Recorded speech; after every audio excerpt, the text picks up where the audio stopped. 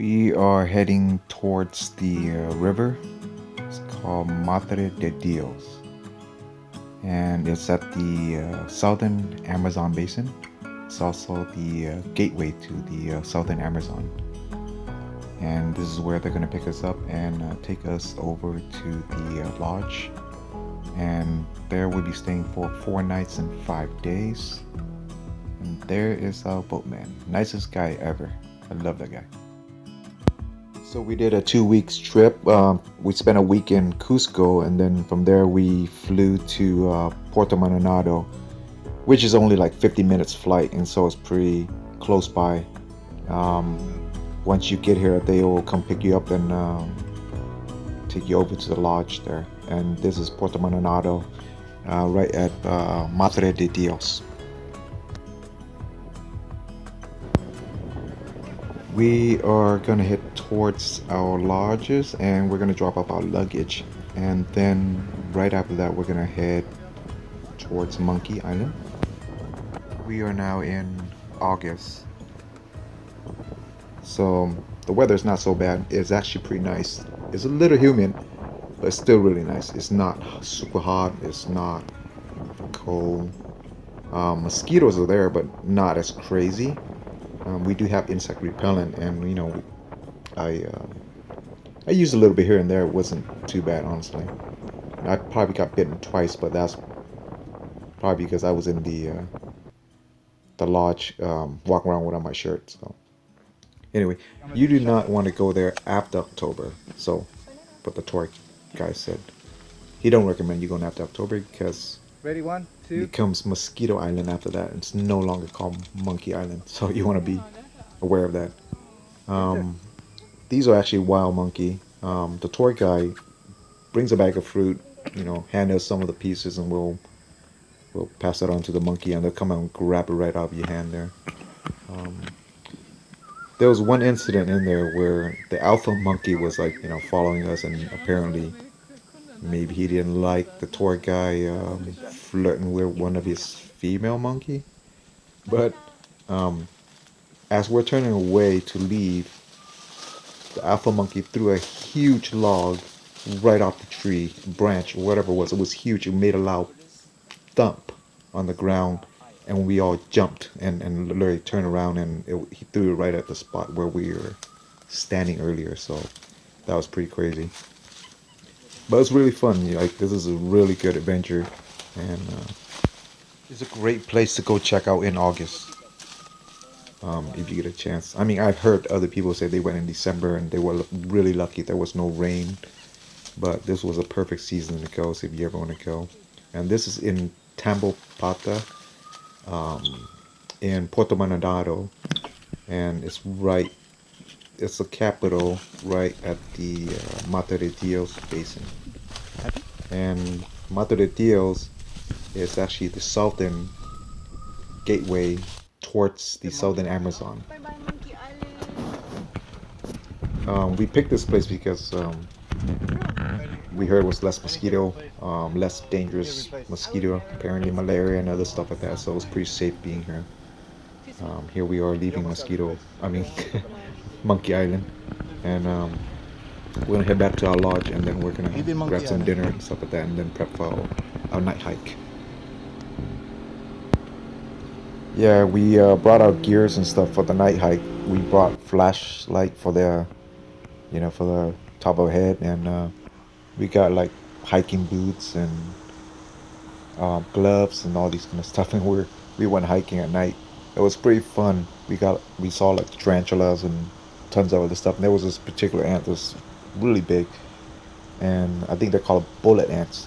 And they usually don't stay in groups and stuff like that. They're usually solitary, and there might be one or two on a tree and stuff. But you don't want to touch these guys because the first bite will probably get you, a lot of pain. It'll give you a lot of pain and make you nausea and vomit and stuff like that. But then he said the second bite, I mean, it probably kill you. So you don't want to touch these guys.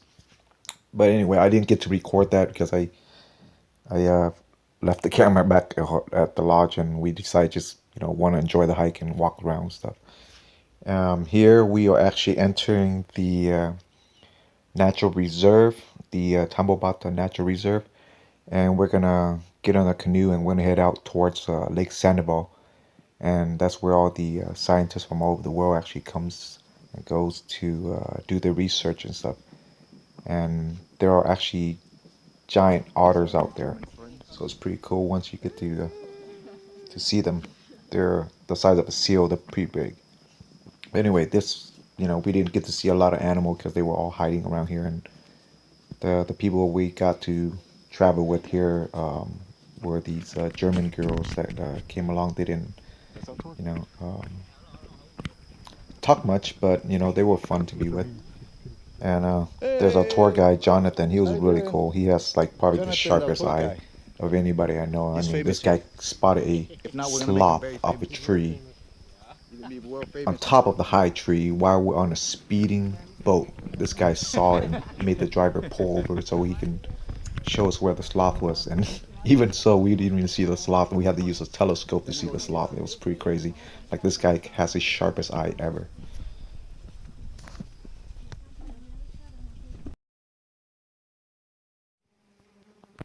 Vidal's working hard.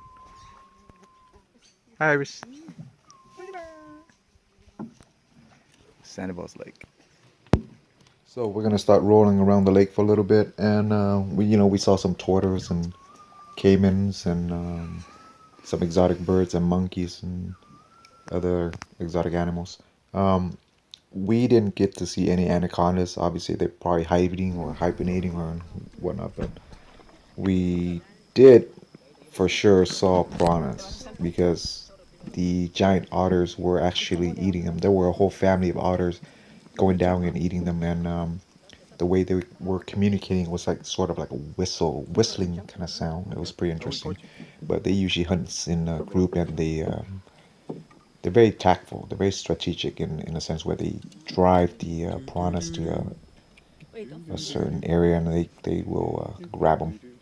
But here's Iris taking the dare and the plunge, and she's gonna go in and swim with the piranhas, and hopefully. We were all actually hoping no anaconda were hiding under the water and grabbing us. And I was taunting the German girl here to jump, but she doesn't want to jump. But it was pretty funny. Um, they are gonna go in first and swim in there, and the water is actually really refreshing. It was really nice. It was nice and warm and kind of cool warm. It's really nice.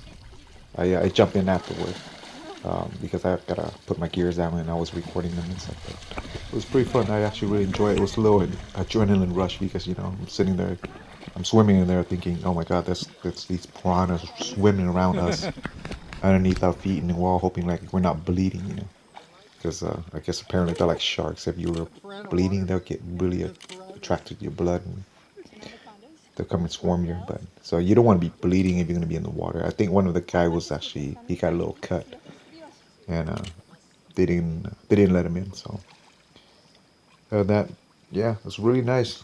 Definitely a place you want to swim. So from what I know, the Amazon has about 7,000 butterflies of the 20,000 total in the world. There you see these giant otters. There's roughly about less than 5,000 left of these giant otters. Back in 1950s and 60s, they were at the peak of being poached. And so in 1999, they were actually put on the endangered list, which is really awesome. The zip lining here, we're actually at 1,200 feet up in the air. So after the zip lining, we walked around and climb on these canopies and stuff. And the canopies are pretty high, probably around that height. And because of the canopies, the scientists were able to discover 250 new species of birds in the area. So that was really cool. I was able to bring my camera, so I was able to take a lot of fun photos with these new friends that we made here. And the next morning, we got up at 3:30 a.m. and about 4:30 we took off and go watch the sunrise and go watch the macaw and all the parrots eat the clays. And here is the sunrise. It's so gorgeous. I wish everyone could to see this. The Amazon is so beautiful. and we stay up for. What are you Um, doing, Iris? Here is the rehabilitation area where they bring in injured animal and animal from the circus or whatnot, and they help What are you rehabilitate them doing? and release them back to the wild. So they are actually doing good for nature here. A lot of people are helping, and then digits and other stuff are actually helping out and stuff. So anyway, that's our trip, and thank you for watching, and hope you enjoy it. Any other questions, just leave me a comment. Thank you, and until next time.